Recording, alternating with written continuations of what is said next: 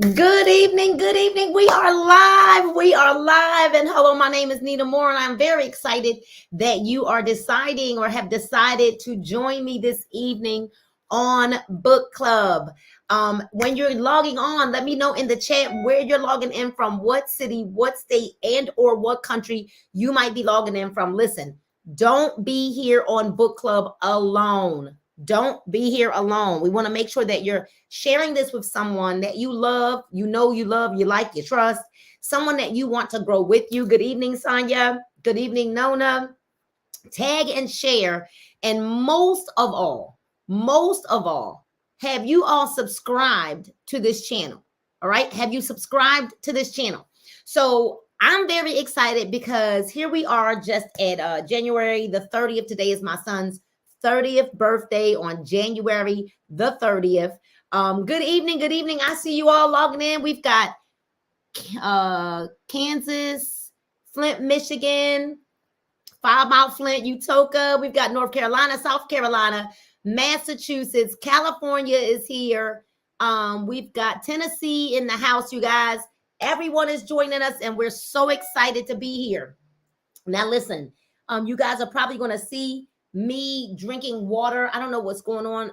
I don't know if it's because I was traveling, but I'm going to need my water. Ohio is in the house. Hey, hey, hey.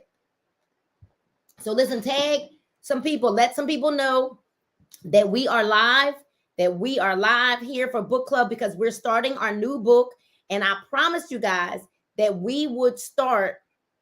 Hold on one second, live. I'm trying to make sure everybody knows where we are. Let me make sure that everybody knows where we are. All right. To make sure everybody knows that we're here, that this is a switch for everyone, that we're no longer sitting on. Okay, somebody did post it in that chat for me. Okay, we're live. We're live. So make sure that, good evening, Jasmine Beck. Make sure that the people, thank you, Sally. I didn't see it and I posted it twice. The people that are normally here for Book Club, make sure that you let them know that we are here. We're actually starting our brand new book today, The Power of One More by Ed Milet. The Power of One More. I see Glen Olden, PA. Jonetta Kilbrew, hello. Southfield, Michigan is in the house. Now, here's what I want to share with you all. You need to know this about our book club. Our book club is a very safe space. You are also going to have the opportunity to join me in the studio. All right. So my husband is going to post the link in the comments. All right.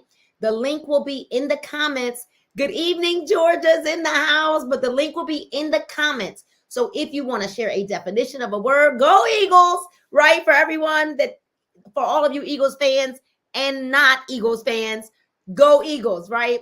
Booed everybody else. No, go Eagles. So listen, the link will be in the chat if you want to give a comment. All I ask is if you are trying to get into the studio, that you are dressed, that you're in a well-lit area, okay? Those are the only things that I ask. Be dressed and be in a well-lit area, all right? Not in the bathroom, not laying in the bed. Listen, unless you're sick or in pain, laying in the bed, your mind is not in an active state. If you want to be fully present for Book Club and you want to learn from this and grow from this, you need to be up, out of the bed, up in a well-lit area, up with your book. And if you have your workbook, right? If you don't, that's fine. I promise that we'll try to share some of this with you. We're getting ready to start chapter 1 of The Power of One More. All right. The first chapter is about identity. Identity. And I'm telling you guys, I'm so excited. We've got Canada in the house. I see you, Canada. All right, we've got identity, and we're going to I'll go through a couple of little things in this workbook at the end, but we're going to read, and I read to you guys, so you do not, that's why I say you don't have to have the book. If you choose to get it, that's great, but you don't have to have the book in order to participate with us. All right, so how many people are excited? Are you as excited as I am? I am excited. We are live. We are live. All right, so let's go ahead with the introduction. Ed Milet, y'all ought to tag Ed Milet. Let Ed Milet know that the Diamond Club Book Club is, we are reviewing his book. We're reading it together. We are reviewing his book. All right. So the introduction, the power of one more is the culmination of a philosophy I've been developing for more than 30 years. So this is a philosophy that the author, Ed Milet, has been developing for more than 30 years. Let's see if this book stands up to all of the hype. All right. Let's see if this book stands up to all of the hype that it says. We'll get ready to check it out now. All right. We'll get ready to check it out now. All right. So at its core, the power of one more is about your willingness to do one more rep, make one more phone call, get up one more hour earlier, build one more relationship, or do one more thing for whatever your situation calls for. You can find your best life by doing one more than the world expects from you. You know, there's a statement, you guys, a philosophy that, good evening, Renee, that I've heard many a times. And the philosophy is that you should always under promise, but over deliver. Under promise, but over deliver. All right. Y'all should write that one down. Under promise, because don't ever tell somebody that you're going to do something that you know you have no intention on doing. So you should always under promise and over deliver. You can find your best life by doing one more than what the world expects from you. I wrote, meaning Ed Milet, I wrote The Power of One More to transform your life by adopting strategies I've successfully used time and time again. By living a one more life, you can completely change your relationships, your finances, your emotions, the way you do business, your outlook on life, and more. Anybody ready to change their relationships, finances, emotions, and the way that you do business? Anybody ready to do what? Change your relationships, finances, emotions, and the way you do business. All right? You were not born to be average or ordinary. I need somebody to type that in the chat. I was not born to be ordinary or average. Type that in the chat. I was not born to be average or ordinary. Type it in the chat. Proclaim it. Declare it. You were not born to be average or ordinary. You were born to do something great with your life. I know this about you. The power of one more is a dynamic contract between us. It's an important exchange of ideas and knowledge. Depending on who you are, what I'm about to teach you will impact each one of you differently. So here's the deal. Every single one of you need to understand this, that some of you are going to have an impact in a different way than others. Okay? For somebody, they may change like overnight. It might be the ting to the towel, right? That they needed to make that shift, to make that change from ordinary and average to extraordinary, right? To above average. For some of you, it may take you a little longer. For some of you, you might be mad. Let me sip my water on that. Let me sip my water on that. For some of you, you might get mad. You might get mad, Samaria. You might get mad, Tedra. You might get mad, Mary, because you're having to face some things about yourself. For some of you, you're going to get real glad, or it's going to be confirmation. But you got to know that this book is going to hit people in different ways based on where you are right now in your own personal walk. All right?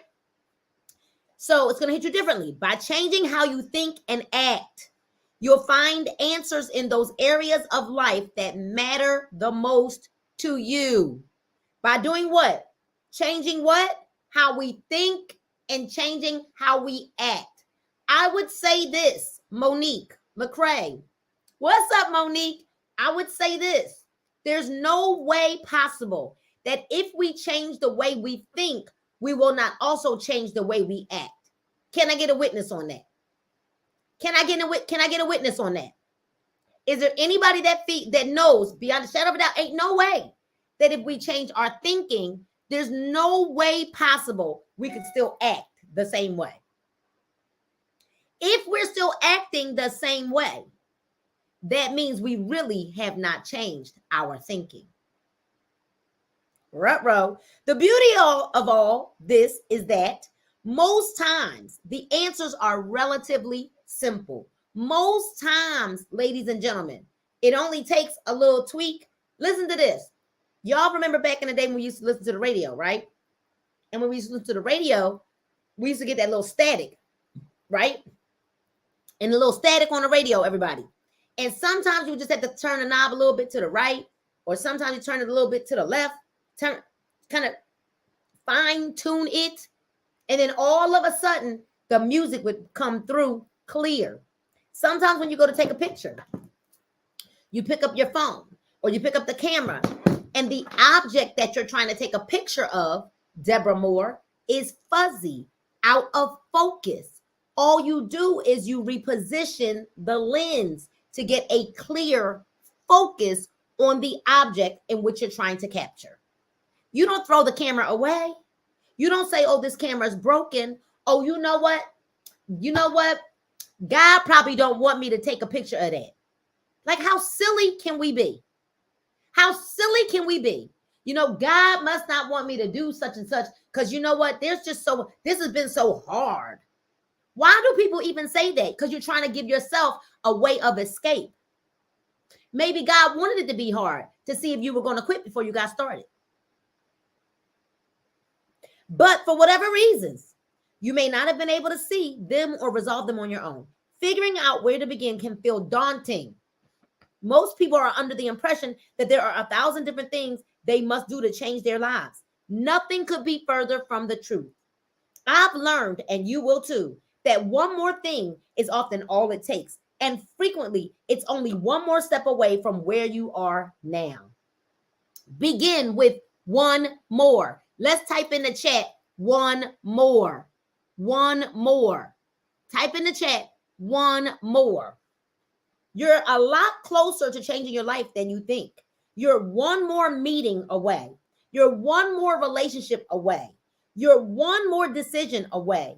You're one more action away. You're one more thought from leading the life you deserve. The power of one more challenges you to become hyper focused.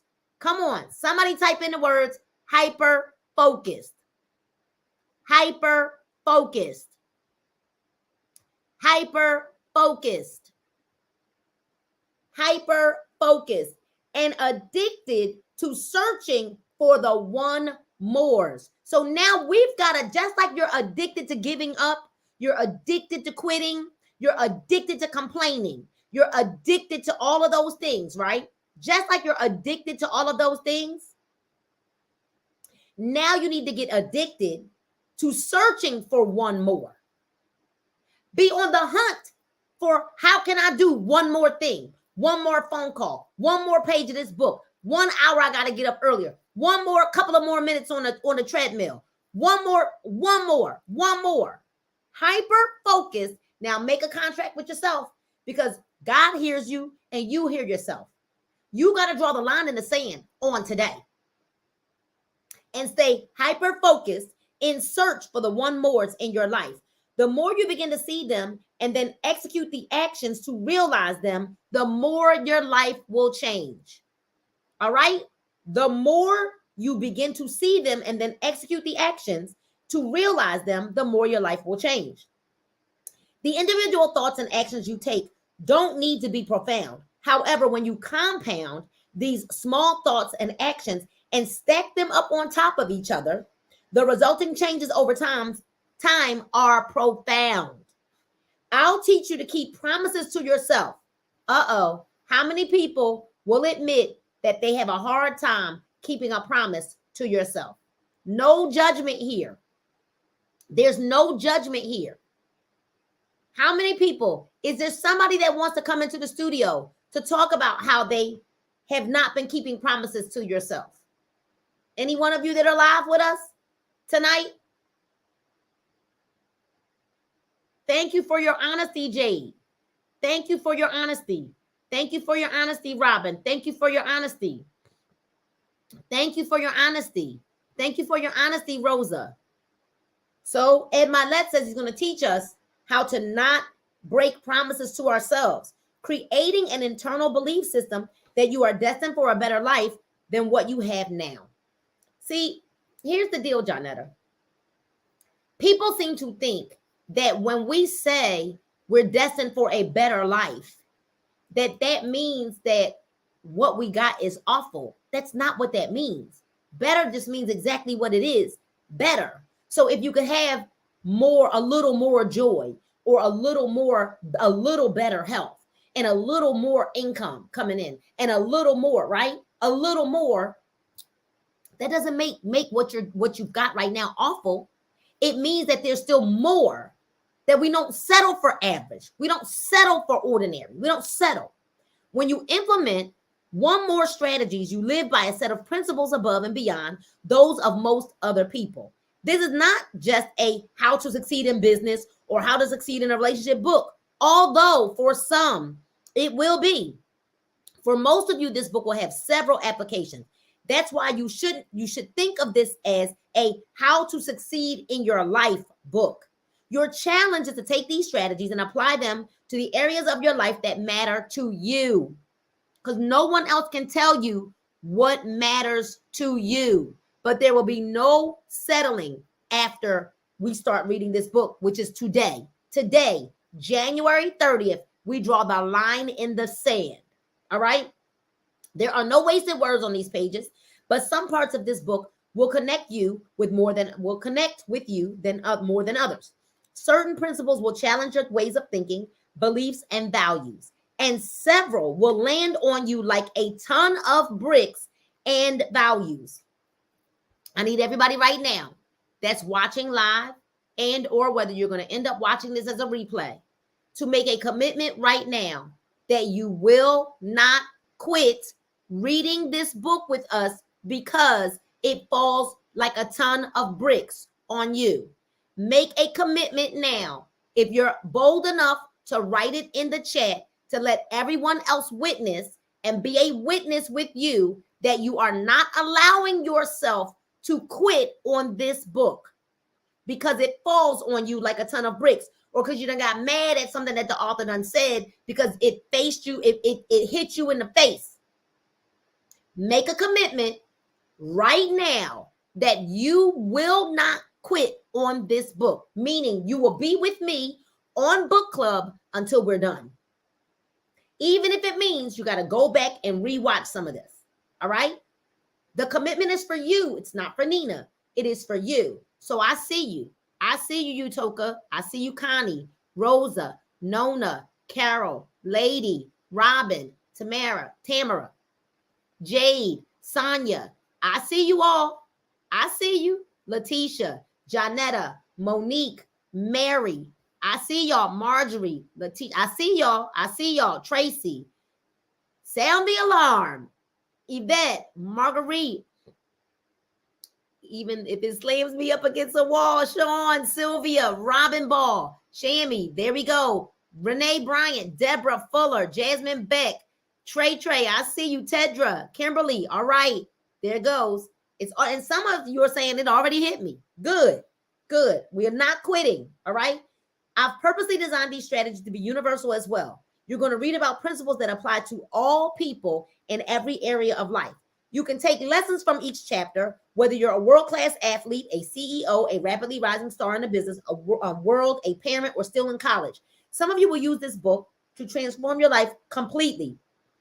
Others will focus on insights to enhance specific parts of your life that are lacking or troublesome. I'm confident that the power of one more will resonate with you because in many ways, I'm just like you, saying Ed Milet. Hey, Jermaine, I see you. I'm not the person now that I was when I first started my own transformational journey. Like you, I struggled at times. I get what it's like to worry about money, relationships, and my purpose in life.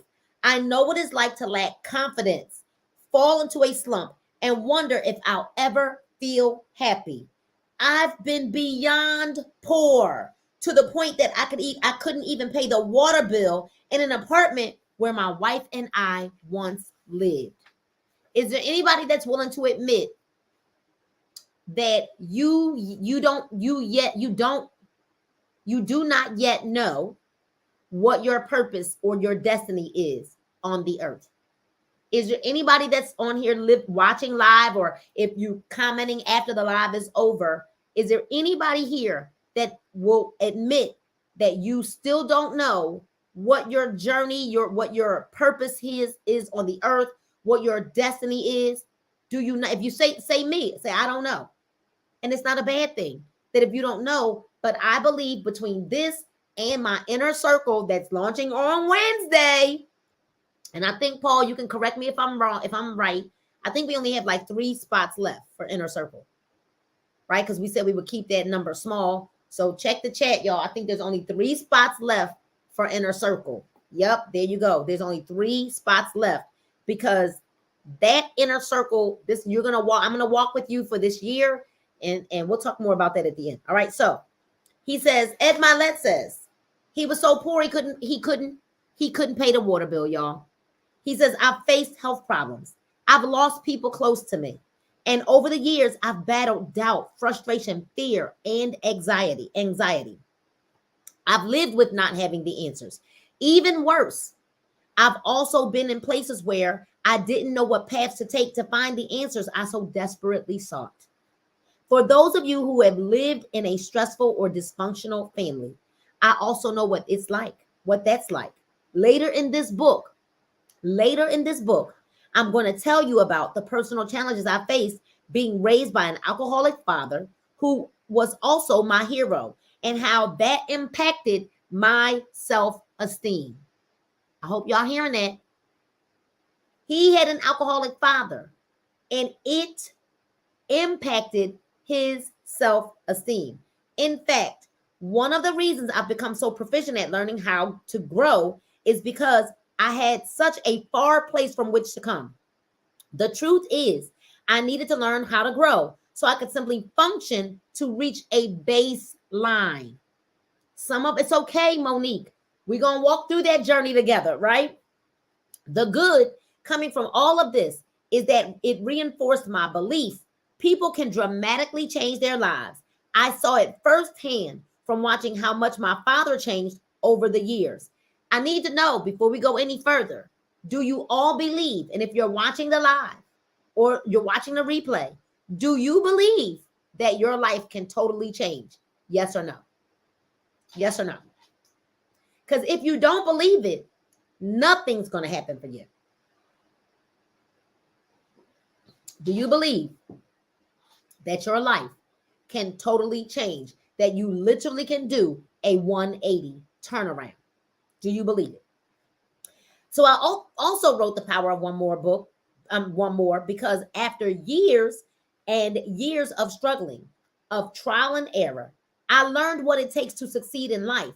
I've paid a price, but I know what many of the answers are and what it takes to win. Along the way, I've also watched good friends and business associates chase what they think is fun at the expense of winning. Sadly, they become distracted and lose sight of just how good winning feels. They spend a lot more time and energy trying to get to a place they could have been already.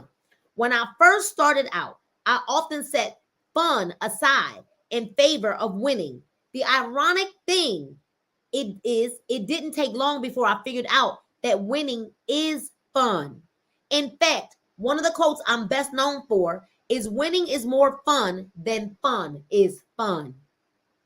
Winning is more fun than fun is fun. You know, it really baffles me, you guys.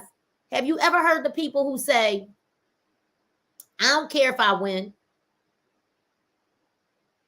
How many of y'all heard people say, I don't care if I win? Why they lying? Why they lying? Nobody wants to be a loser. Maybe they're not saying it. Maybe they want to say, well, I'm not that competitive. But to say I don't care if I win, you mean to tell me you're going into something with the mindset like, I don't care, I can lose. I don't care. Who that is, come on, y'all. Nobody wants to lose. Nobody wants to lose. I'm not going to believe that. No. So when you're finished reading this book, hopefully you'll think so too. I've been living by these principles for 30 years. Exactly. Why bother if it doesn't matter? Right. Applying what I've learned to design my best life. My goal for the power of one more is to help you identify your talents, your gifts, and your abilities. Then maximize them for your own greater good and for the people around you. Many self-improvement and performance books I read say the same things over and over and over again. I don't know about you, but I lose interest after a couple of chapters. I purposely set out to make the power of one more different in that respect. The strategies and philosophies I'm going to share with you are unique unto themselves. Now, let me ask y'all a question. How many people, I'm going to just throw this one out there. In school, they spend a whole year teaching. They spend a whole year teaching the ABCs. A whole year. They spend that whole year teaching kids how to write their name. The whole year. What your address is. The whole year. How 1 + 1 is 2. 2 + 2 is 4. A whole year. So the reality of it is I can't stand when people say, well, I've heard that before. Well, it's obvious all you did was hear it. Because, yeah, you've heard that before. And maybe you have heard that before. But perhaps you didn't take action. So you've heard it before. But hearing, you got to be a hearer and a doer. Right? You got to go from hearing to get it done. Right. People say that they don't want to win to protect themselves from perceived failure. Ask the 49ers how they feel right now. They ain't want to lose. They didn't want to say, well, we got to the NFC finals. They don't want to just say that. All right. So we got to go from hearing to doing. All right. So the power of one more teaches you to combine your gifts with directed, intentional thoughts. Somebody ought to write that down. Combine our gifts with directed, intentional thoughts and focused actions. Wait a minute. That was important. The power of one more teaches you to combine your gifts with directed, intentional thoughts and focused actions. Intentional thoughts, directed, intentional thoughts, and focused actions. That gives you the resources you need to produce the standards, your goals, and outcomes you deserve. Every one of the principles I share in these pages has worked for me beyond my wildest dreams. I'm also humbled and aware that I've been gifted with a certain amount of luck and God's blessings. You have your own version of the same gifts as well. But like me, you also need to put in the work and keep an open mind when it comes to making changes in your life. In many cases, those changes won't be easy at first. In fact, the more worthy a goal and the more changes you go through to reach it, the more resistance you'll encounter. Let me say that again. The more worthy a goal, the more worthy a goal, the more changes you go through to reach it. The more worthy a goal, the more changes you go through to have to reach it. The more resistance you'll encounter. So the greater the goal, the greater the call is on your life, the greater the destiny is on your life, the greater the resistance will be for you to encounter it. Expect it and plan for it. When you put yourself in the right frame of mind and you're mentally tough, you'll succeed more often than you otherwise would. The power of one more is the product of years upon years of how I have lived, grown, and changed my life to produce wealth, happiness, and meaningful relationships with people I care about deeply. I want to share these lessons I've learned with you so that you can lead your best life too. Approach the power of one more like a key that will unlock your mind. And you'll be maybe surprised how one more thought and one more action will change your life forever. Remember, we're a lot alike, rather. Remember, the author is saying we are a lot alike. We're a lot alike, you and me. I'm telling you all that are listening and watching, or maybe you're watching a replay, we are a lot alike. I've been there. I've been poor and broke. If I can do it, you can do it too. Here's the deal, you guys. What I will tell you is broke really is a mindset, because I've always had good work ethic. I've always showed up early and stayed later. I've always been willing to do the work. I ain't never been lazy, but broke is a mindset. And once we're going to dig deep through that. I can't wait. Inner circle, y'all are in for a treat. So we're in chapter 1 now, page 7. All right, we're in chapter 1. Is there anybody that has a comment so far? Is there anybody that wants to come into the studio? You got to click this link. Click the link that is starred right there if you want to come into the studio and share your thoughts before we start chapter 1. Chapter 1 is called One More Identity. Anybody? Broke is a mindset, y'all. We about to tackle in the identity. Is there anybody that wants to give us a comment about this? That was just the introduction. Now, y'all already know, if that was the introduction, are you ready for this book? That was just the introduction. Nobody has a comment. Nobody before we get started. Good evening, Naturalista. Anybody have a comment before we go? All right, into chapter 1. No? All right, we'll see. One more identity. Well, here's we go.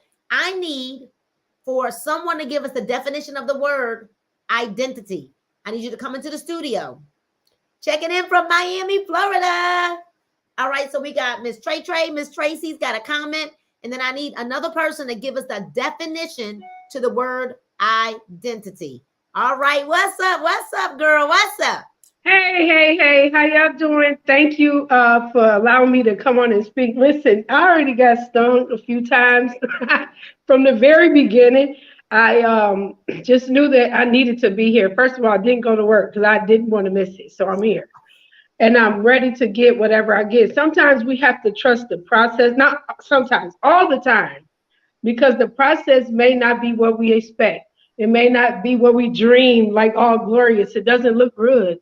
But in the end, you will be able to get what you need, reap what you sow into it. You got to sow into it, even when it's hard. Even when the till don't let you do it. You can't till the dirt. You can't do it. The dirt is bad. The soil's weird. You got to transition. You got to make a move. Pivot is one of the biggest things that Nina taught a while ago, and I never let that word go. That word, I'm like, well, when things start happening, I'm like, just pivot, just pivot, and just trust the process. But if you're walking with Christ, you're gonna be all right. I'm ready. So you know what? And that's, so what I envisioned as I was thinking about this transformation and things that got to happen, is I envision. I don't know how many people saw the Passion of the Christ, right? Well, when I saw the Passion of the Christ, y'all, I was tore up from the flow up. I mean, tore up. And the reason why I was tore up is because the road to the cross, and this is just for the believers, we're not trying to offend anybody, right? But the road to the cross, can you imagine that road that he took to the cross for me? Not for himself, but for me. And when I look back at that, like the road to the cross for me, what he did for me, he was crucified. That road, just the road to the cross, carrying his own cross, the thing that he was about to be crucified on, you know? So when we think about this process, and I hope somebody's coming into the studio with the definition of the word identity, because we've got to keep it moving. I don't want to go any further until somebody comes into the studio to give us the definition of identity. Y'all know what we do on book club. Come on. I just can't imagine that suffering, the level of suffering that he bore for our process. That's right. So imagine that. We won't even go through it for ourselves. But what about Christ who went through the process, and it was for humanity? It was for mankind. So, woo, this is getting deep. All right. Thank you so much, Trey. Thank you. Thank you. Thank you for having me. All right. Who we got coming into the studio with the definition of identity? Right? The fact that the condition of being the same with something described. Who I need another definition. I need somebody to give me the definition of identity. Y'all gonna make me look up the definition because don't nobody. All right. I see how y'all doing me today. Let's go ahead. I was trying to give y'all some participation, but no. Let me go ahead and pull it up myself. Everybody's scared to come into the studio. All right.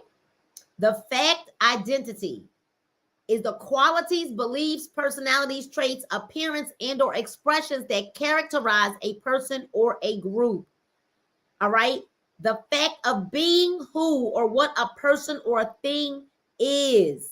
Identity, qualities, beliefs, you guys.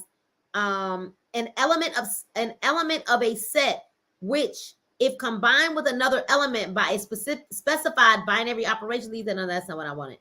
The quality of two expressions, identity, initiative, created an identity between. That's not what I wanted. There was another definition and I can't find it. All right, so we'll stick with this one. Marguerite will bring you up. Come on. What's up? Hi. Hello, everybody. Hello, Nina Moorer. What's up? Identity, the unique set of characteristics that can be used to identify a person as themselves and no one else.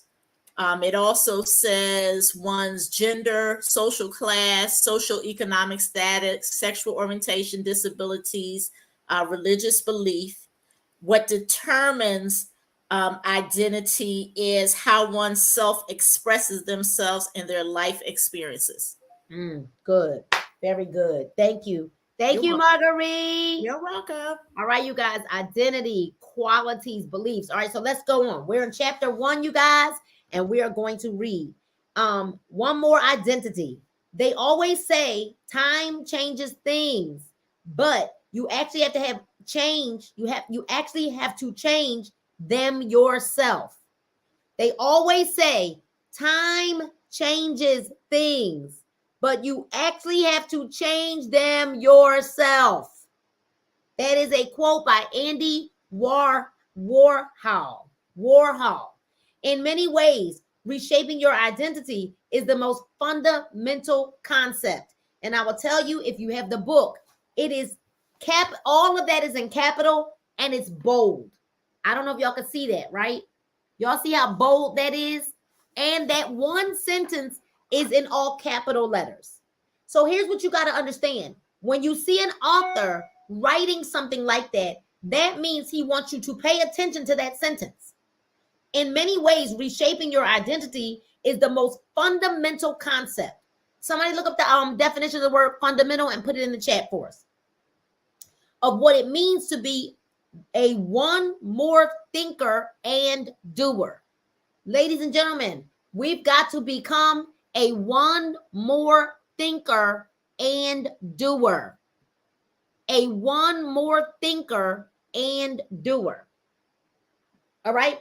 Your identity is a power and influential driver that governs outcomes in all parts of your life.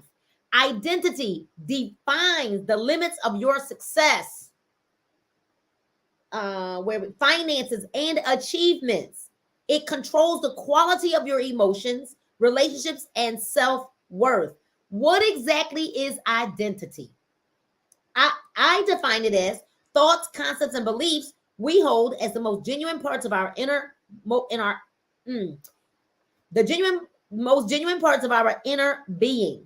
You can put on a face or act a certain way for the rest of the world, But you can't lie to yourself when it comes to these things. Deep inside, you know what's true about you.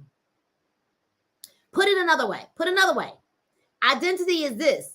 It is what we perceive about ourselves, is what we believe about ourselves. Somebody ought to take out their highlighter right now and highlight that, right? What we perceive about ourselves is what we believe about ourselves. And you also should highlight where it says, I define it as thoughts, concepts, and beliefs that we hold as the most genuine parts of our inner being. You can put on a face or act a certain way for the rest of the world, but you cannot lie to yourself. You cannot lie to yourself. Deep inside, you know what's true about you. If you're selfish, you know you're selfish. If you're greedy, you know you're greedy. If you're lazy, you know you're lazy. If you're a procrastinator, you know you're a procrastinator. We can't dress it up. It is what it is. And you know, and we know, right? Here's the paradox about identity. Many people know they could improve their lives significantly if they changed their identity, which we learned was the what? Which we learned was the most fundamental concept to change. Identity. Here's what's paradox about it. Many people know they can improve their if they change their identity. However, many people aren't willing to take the necessary steps, even when it's in their own best interest. I'm gonna tell y'all right now, Inner Circle, our whole first evening together is gonna be all about that. I promise you, right? Are you willing to sacrifice who you are for who you could be? Are you willing to sacrifice who you are for who you could be? The answer should be a resounding yes.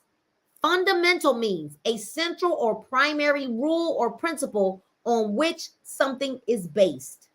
Fundamental. Often people think that others have low self-esteem. It's actually people having an identity crisis. Yeah, they are commingling though. Low self-esteem and identity and having an identity crisis. That's they commingling, y'all. Right? So that's a logical conclusion. The answer should be yes. It's a logical conclusion and sounds obvious. So it's a mystery. While lots of people struggle with this fundamental question, you weren't put on this earth to be a bump on a log or a lump of coal in the ground. Your mission is to keep growing, expanding, and learning to lead a full and happy life. When you do these things, your identity will change. What I also noticed, Marcia and Tedra, Nichelle, is that there are a lot of people who think because they've gotten to a certain age that who I am is who I am. I'm 50 and I'm good like I am. So they don't feel like they've got to change. And what they do after 50 is coast. So you mean to tell me you can't pick up new interests at 60 or 70 or 80 or 90? You can't learn a new thing? You can't build other things that you're excited about because of age? Identity is so important because it unlocks so many other amazing things in your life. When you create a one more identity, you give yourself the gift of taking control by dictating internal messages instead of being governed by external forces that have been undermining your happiness, possibly since the day that you were born. Your identity is shaped early in childhood. As a child, you were a blank canvas. You were impressionable, happy, and accepting.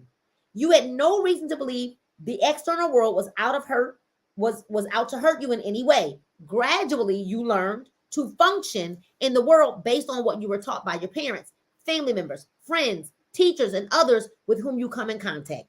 Of course, many people were well-intentioned. However, that doesn't mean what they taught you was always right. The fact is, nobody is ever always right. As a child, you accepted much of what you were told, right or wrong. Your identity became the good and the bad parts of how other people influenced you. The unfortunate thing is that you were defenseless. Your critical thinking skills did not exist to give you the tools you needed to survive in the world. As you grow older, you began to conform your identity. If someone said you weren't a good student or you were a lousy athlete, that That became part of your identity. You still didn't have the capacity to disavow what you were being told. You grew into adulthood and you carried with you those beliefs about yourself. Your identity had taken root. So you guys got to understand, we got to go down and dig up them roots. That's what we got. We can't just keep cutting off the weed on top of the dirt. We've got to go down and dig them roots. Who told you what? And so on and so forth, right? So you grew into adulthood, carried those beliefs about yourself. Your identity had taken root. Your limitations became a part of you. And because they were so ingrained, you weren't even sure where they came from. There's a lot of baggage to lug around, isn't it? By the time you were old enough and able to question your identity, you were living with the identity you had adopted at a time when you didn't have a choice.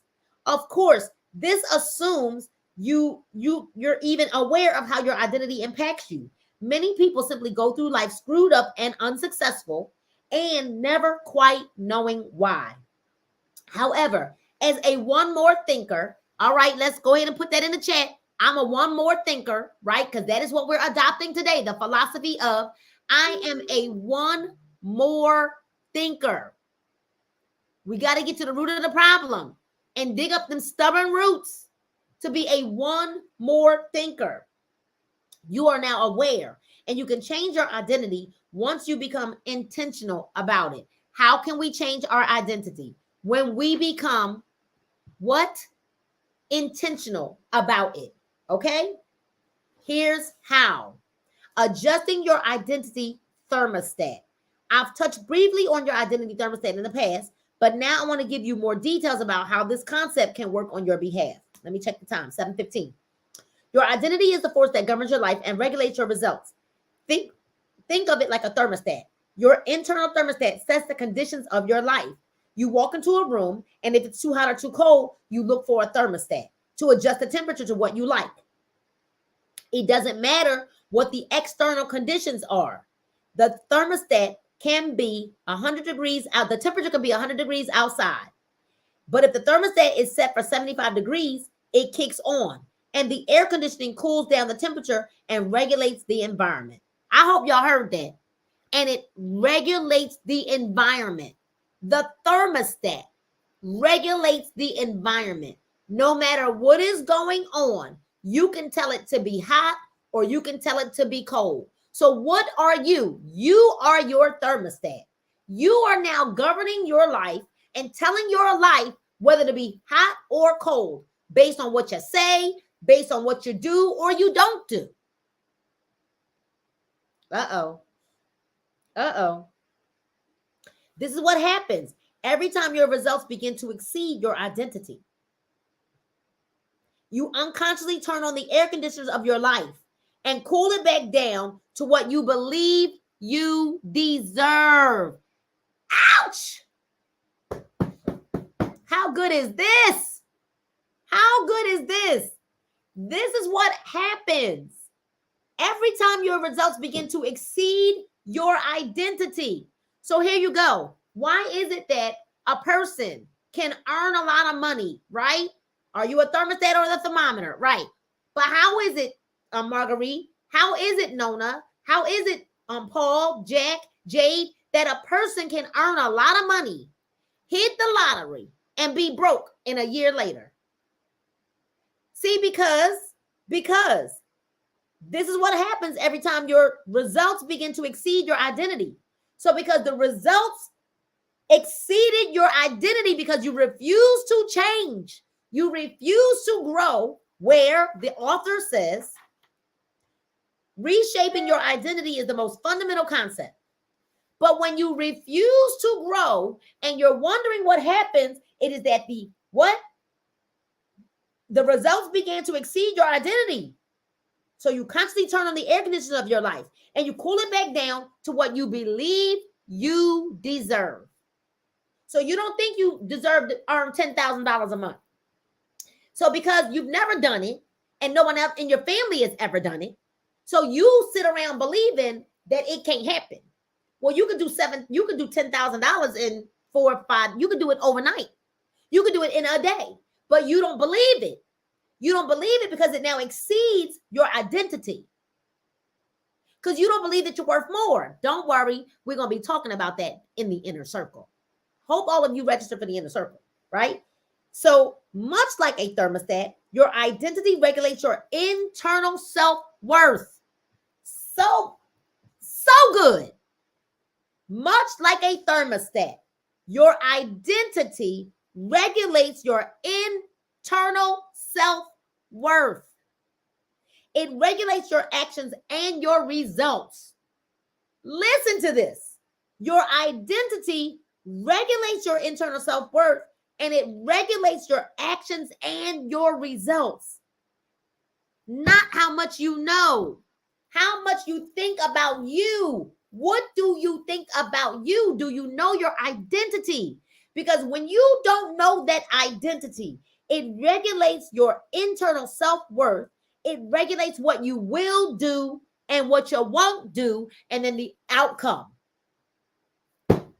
Many people fall under the false assumption that external forces are what regulates your thermostat. Oh, where I live. Oh, I didn't have my mom and dad. Oh, I didn't have my dad in my life. Oh, my mom died when I was young. Oh, I don't have a lot of money. Oh, it doesn't take having a lot of money to make no money. It takes a will and a desire to learn. It takes a will and a desire to grow. It takes a will and a desire to do more. It takes a will. Are you an overspender all the time? You just spend? What's going on inside? You're trying to fix. You're trying to fix areas of your life. You don't know who you are. So you buy something to make you feel good. But it doesn't fix the problem. It doesn't fix the fact that you don't know who your identity. And another person, let me fix this. Let me say this right here. Husbands, your wives can't give you your identity. Wives, your husbands can't give you your identity either. So if you're sitting around waiting and wondering why that person ain't gave you, they can't give you your identity. They sitting around waiting for you to figure it out on your own. It's something you must go through on your own. But are you even yearning? And most of it is right in front of your face. But because we're so conditioned to go back to what we know, we're so conditioned to go back to what we used to do, what we used to was. Well, I'm gonna just go add some more hours. You got a side hustle. But instead of working your side hustle, you'll go take on 20 more hours at work. Because it's easy and it's familiar. Your identity is not lying up in the familiar. So they believe that getting a promotion, I didn't even know that was coming next. I'm reading this with y'all, right? Getting married to the love of your life or getting an advanced degree from college determines their identity. I'm going to tell y'all something. If you don't know who you are before you get married, you are in big trouble when you get married. Because if you got a mate that ain't patient enough to wait for you to get into it, it's going to be like this all day, every day. All day, every day. All day, every day. Because you got two people living in the house. They don't know who they are. You don't know who you're waking up to next. You don't know who you're waking up to every day. Because they don't know who they are. When you got people that are up and down, emotions always up and down, up and down, up and down. What sacrifice are you ready to make? They believe getting promotions, married, love of your life, degrees, that's going to determine my identity, right? Oh, no, it doesn't. No, it doesn't. That temperature will drop back down to 75 degrees or some other setting you don't want, simply because you didn't take change and decide what identity you wanted. However, if your thermostat is set the right way, it will transcend conditions and you will find success no matter what the external conditions are. The truth is that you can acquire all of the talent, skills, and abilities that you want, but until they align with your identity, you'll fall short of the goals you've set. That applies across the board. For example, think about your fitness identity. Let's suppose you lost 20 pounds at one time in your life. Despite being armed with the best weight loss recipes or workout regimens, a year later, you added all that weight back and you're right back where you started. That's because when your fitness identity thermostat is set at 75 degrees, it means you're more comfortable carrying around 20 extra pounds. And try as you might, you'll always drift back to that 75-degree setting. You can take all the right actions with diet and exercise, but if your internal thermostat is not set for success and remains at 75 degrees, eventually you'll drift back to your old thermostat setting by eating the wrong food or falling out of a solid workout regimen. You'll use external circumstances to find ways to cool you back down to what your internal circumstances believe you're worth. Here's another example. Maybe you're doing well financially, but you can't seem to get to that next level of wealth you think you deserve. You may want 10 million in the bank. However, until you turn up the thermostat to believe your identity is worth 10 million, even if you make that much money, your thermostat will eventually cool off to what your identity believes you are worth. It may take a few years, but eventually, unless you change that internal thermostat, you'll start to experience financial setbacks. Chances are these types of situations and many others are something you've experienced. There's no shortage of information, coaching, or path to success in any part of your life. So it follows the barriers to success are the barriers to success are found inside of you. The barriers to success are found inside of you. The barriers to success are found inside of you. The barriers to success are found inside of you. That is why you can do all the right things and still not get the results you say you want. Remember the key point. Unconsciously, we always find a way to get back to where our thermostat is set based on what we think we're worth. Oh, this is so good. Simply put, you can't achieve 100 degrees of fitness or wealth with a thermostat set for 75 degrees of fitness or wealth. Here's the deal. There are some people that will set that thermostat for one area of their lives, but won't set it for another. So you'll set it for your fitness goals, but won't set it for your financial goals. Oh, you can go to the gym. Oh, you'll set it for your fitness goals, but you won't learn a new skill. You keep going back to what's comfortable. But you only got that one component of your life fixed in that one area of your life. Oh, okay. Your thermostat boxes you in until you can create new identity that triggers growth and change.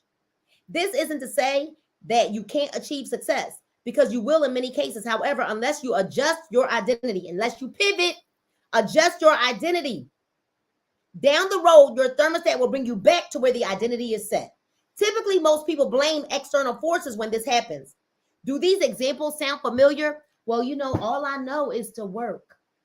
That's all I know. So what? So know something different. Well, my father and my mom, all they did was argue. Okay. And somebody said to me once, I think when we were in therapy, and I believe the counselor said, well, why do you have to yell? Why do you have to get mad? And then I read a book called Be Angry and Don't Blow It. Great book. And I was like, I don't know. And I realized people that have no self-control and or always want to be right, or you weren't heard well when you were younger, now you feel like you got to argue. Or if someone yelled at you a lot when you were a little girl and little boy, it's learned behavior. So that's how you respond. Like somebody that just talk all the time, just always talking. They weren't heard as a youngster. They couldn't have been, because now they just chatty. Let me just keep reading. Typically, most people blame external forces. When this happened, do these examples sound familiar? I tweaked my back and couldn't work out for 8 weeks. And then I lost interest in getting fit. Paul. Paul, you got my back? Just got to make sure you got my back. I tweaked my back and I couldn't work out for 8 weeks. And then I lost interest in getting fit. Let me sip my water on that one. Hold on, y'all. Well, I've been dealing with what I now know is sciatica pain. and I still was at the gym last week. Only one day, Paul was like, mm-mm, mm-mm, mm-mm. Lay it back down. Because see, that's my fitness coach, and he could see that that was a day that I didn't need to push myself. Okay? So here's another one. The economy turned, and I lost a ton of money in the stock market. So I gave up on my dream of being worth $10 million. External forces. If your thermostat isn't set high enough, you'll see these as coincidences, karma, or bad luck that conspired against you. Or here's another one that's not in the book, y'all. Here's another one. Sally, you got my back? Here's another one. Well, you know, maybe God don't want me to do that. Because if he did, maybe it wouldn't be this hard. Oh, can somebody, oh, but that's not what they are. If your thermostat is set high enough, these are little more than temporary setbacks. All right, we're going to stop right there on page 13 because I do want to respect everybody's time. And next Monday, we will be back on 6 p.m., right? I am not traveling next Monday. I will be here. I will be home. But we'll be back here at 6 p.m.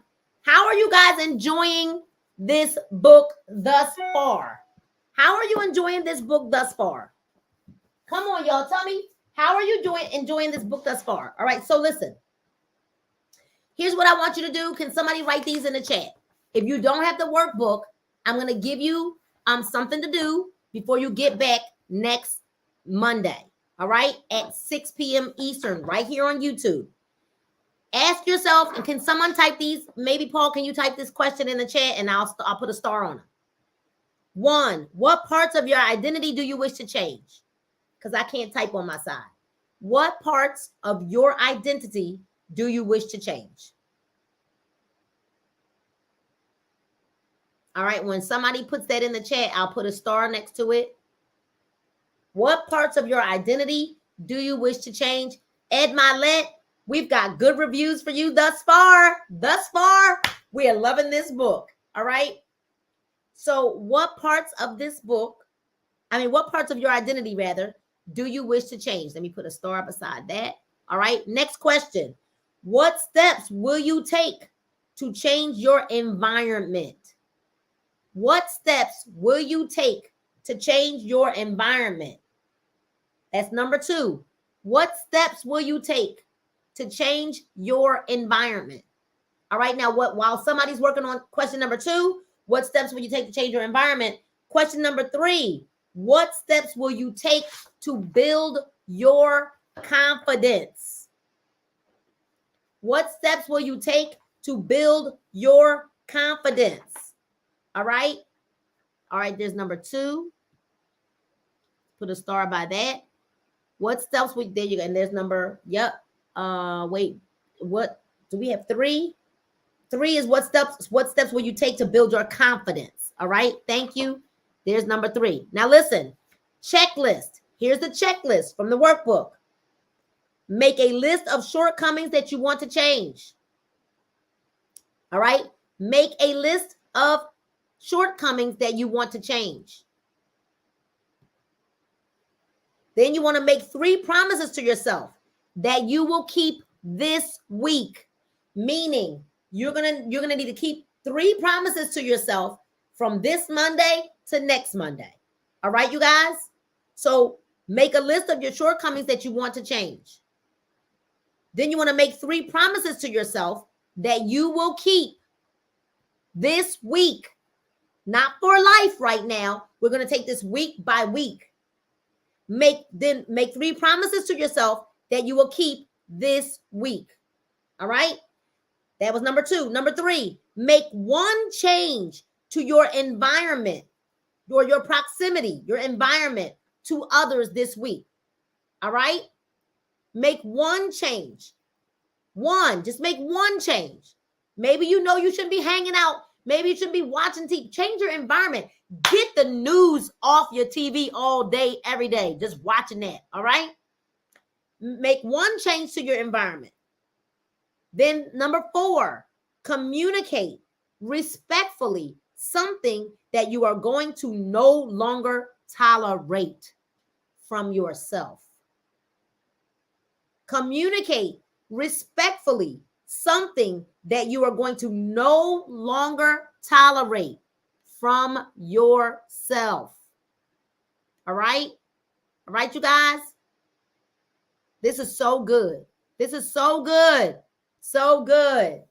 All in my business. I just said I need to change my environment. Yes. Y'all got to be careful. If you can find a bunch of people to party with but won't do business with you, you got to be careful. All right, I love y'all. Listen, subscribe to this channel.